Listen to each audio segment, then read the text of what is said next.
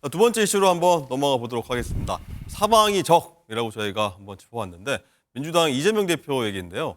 어제 대장동 개발 특혜 의혹과 관련해서 법원에 첫 판결이 나왔습니다. 이재명 대표 측근 김용 민주연구원 부원장이 정치자금법 위반과 뇌물 혐의로 1심에서 징역 5년을 선고받고 법정 구속됐습니다. 그간의 과정 저희가 잠시 한번 살펴보도록 하겠습니다. 그래프 한번 볼까요? 네, 김용 전 부원장은 지난해 10월 19일입니다. 8억 원대 불법 선거자금 수수 혐의로 체포돼서요. 그 다음 달에 구속, 그리고 그로부터 한 달 뒤에는 1억 9천만 원 수수 혐의로 추가 기소가 됐습니다. 올해 5월에 보석 석방됐다가 지난 9월 결심 공판에서 징역 12년 구형됐고요. 어제 1심 선고에서 징역 5년 선고받고 법정 구속이 됐습니다. 자, 어제 선고 이후에요. 일단은 관련자 목소리가 어떤 목소리를 냈는지 한번 듣고 얘기 시작하도록 하겠습니다. 저로서는 이제 납득하기 어려운 판결이고요. 항소심에서 다투면은 진실이 밝혀질 것이라고 그렇게 생각하고 있습니다. 예. 아니, 그러니까 다 내 눈앞에서 일어난 일이고 다 사실들이고 수혜자는 이재명이고 주변인들은 전부 다 이재명을 위한 도구였습니다. 저는 그렇게 생각합니다. 저도 그 안에 있을 때는 제가 이렇게 발이 깊숙이 들어와 있는지 몰랐습니다. 아직 재판이 끝난 게 아니어서 좀 더 지켜보도록 하겠습니다.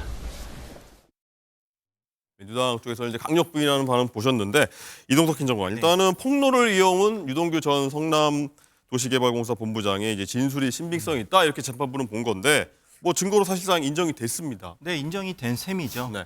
근데 저는 이재명 대표의 그 발언이 굉장히 놀랐어요. 사실 어제 뭐 계속해서 말한 게 뭐 아직 끝난 게 아니다라는 식으로 이렇게 발언을 하지 않았습니까? 저는 이재명 대표께서 먼저 했어야 할 발언은 국민들께서 이런 논란을 이렇게 일으키게 돼서 이때 젠점 사과드립니다. 이 먼저 발언을 했었어야 돼요. 그리고 김용 부위원장이 뭐 이렇게 제 최측근이 연루가 돼서 정말 심심한 사과를 말씀드린다. 이런 말씀을 했었어야 되는데 그런 입장은 전혀 내비치지 않고 있습니다. 그러니까 본인의 최측근이 구속된 상태로 계속해서 본인도 이렇게 재판에 출석해야 되는 그런 부담이 있는데요. 예. 저는 이재명 대표가 이제 앞으로 당무감사에 덜 이렇게 일을 할 거다. 저는 그렇게 보고 있어요. 본인 최측근이 구속이 된 상황에서 당무가 눈에 들어오겠습니까? 그렇기 때문에 이재명 대표 하루빨리 당무직에서 내려와야 되고요. 그래 총선을 그렇게 해야 잘 치를 수 있다. 저는 그렇게 예고하고 싶습니다.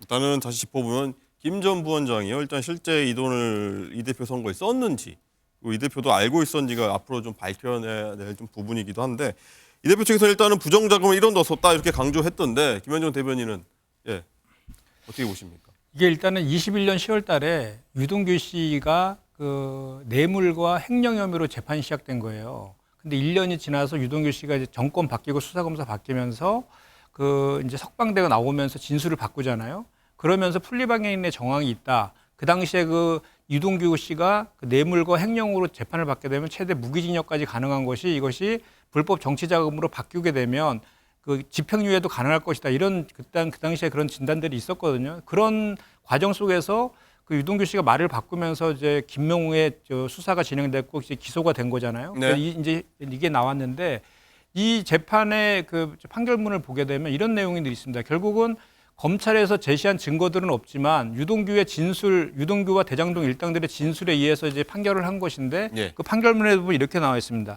진술의 일관성에 그 일부 신빙성에 문제가 있지만 비교적 일관된 진술을 하고 있다. 이렇게 표현하고 있거든요. 그렇기 예. 때문에 이 진술의 신빙성 여부에 대해서는 지금 항소를 예정하고 있기 때문에 항소심에서 다퉈볼 여지는 분명히 있는 것 같고 그리고 이제 이것이 이재명 대표와의 연관성에 대해서는 일단은 이것이 항소와 상고에서 어떻게 결정이 아직 확정이 안 됐기 때문에 그 김용이 받았다는 것도 아직 확정이 안 된 상태에서 김용이 받은 거를 전제로 해서 이재명 대표한테 그것이 넘어갔다라고 하는 것은 그건 무리한 주장이다라고 저는 생각을 합니다.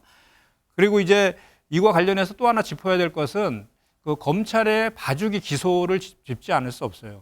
이 김용의 재판을 보면은 2013년과 14년도에 그 특가법상의 뇌물로 1억 9천만 원을 수수했는데 그중에 7천만 원만 뇌물로 인정이 되었습니다. 그리고 정치자금과 관련해서 8억 4,700만 원을 전달을 했는데 그중에 6억만 지금 불법 정치자금으로 인정이 된 부분인데 네. 여기에서 7천만 원을 뇌물을 준 사람이 유동규였어요.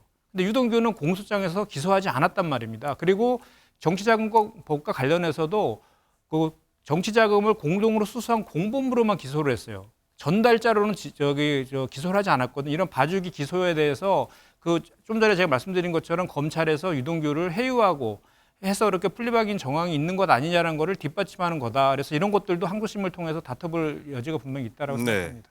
일단 말씀하셨다시피 유동규 전 본부장은 무죄가 나왔고 이거 검찰의 봐주기 수사 아니냐 이렇게 말씀하시는데 이동석 행정관 어떻게 보십니까? 남욱 변호사는 또 징역 8개월 나왔고 무죄 나온 분도 있어요. 어떻게 해석하십니까? 뭐 이게 검찰에 대해 신빙성, 그러니까 계속해서 진술을 뭐 신빙성 있게 했다라는 그런 면도 있는 거고요. 검찰에 대해서 어느 정도 수사에 협조했다는 그런 의미로도 비춰볼 수 있겠습니다. 지금 뭐 징역 8개월이 나왔는데 뭐 남욱 변호사는 계속해서 뭐 뇌물에 대해서는 뭐 인정도 하는 모습을 보였었고, 그렇기 때문에 검찰이 신빙성에 대한 어느 정도를 인정한 걸로 보고요. 유동규 뭐 본부장 같은 경우에도 계속해서 지금 이재명 대표의 반대측에 서서 계속해서 뇌물을 이제 줬다라는 그런 식으로 주장하고 있기 때문에 어느 정도 검찰이 이 사안을 이렇게 이렇게 어느 정도 네. 이렇게 한 걸로 저는 보고 있습니다.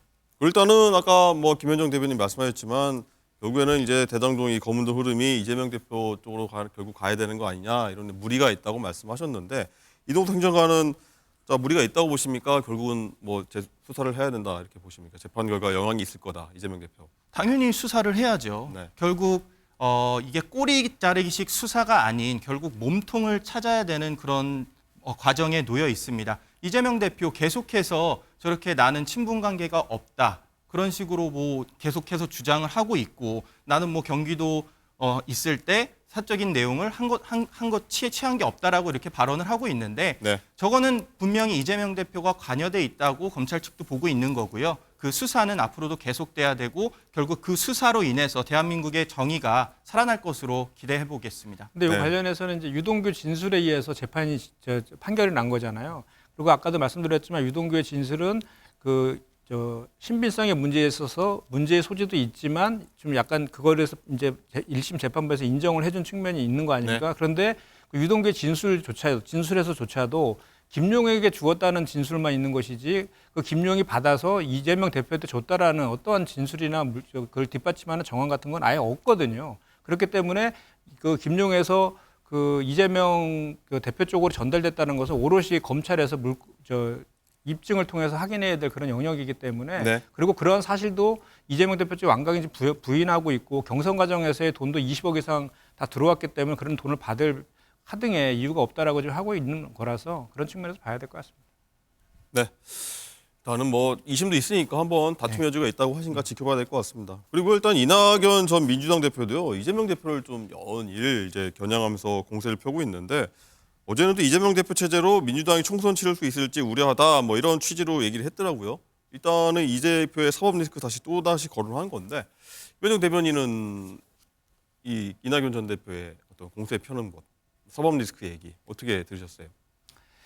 그러니까 일반적인 우려를 얘기하고 있는 것 같아요. 이게 다만 이제 먼저 이낙연 전 대표께서는 지금 사실 우리 당의 공식적인 입장은 이것이 그 대선에 0.73%로 패배한 이후에 야당 탄압력 정적제 고용 수사다, 표적 수사다 이렇게 지금 규정하고 검찰 그 대책위를 만들어갖고 대응하고 있는 과정이지 않습니까? 그래서 먼저 검찰권의 남용이라든지 먼지털이식 수사에 대해서 비판을 먼저 하고 그리고 이거와 관련된 뭐 이렇게 그 의견들을 내었으면 좋겠다, 어땠을까 하는 그런 생각은 좀 해봅니다. 다만 이제 이낙연 전 대표 같은 경우에는 지금 현재 모든 지도부는 이재명 대표 중심으로 총선을 치르는 체계가 있기 때문에 네. 그 안에서 통합적인 그런 역할들을 했으면 좋겠다. 이 말씀 덧붙여드립니다.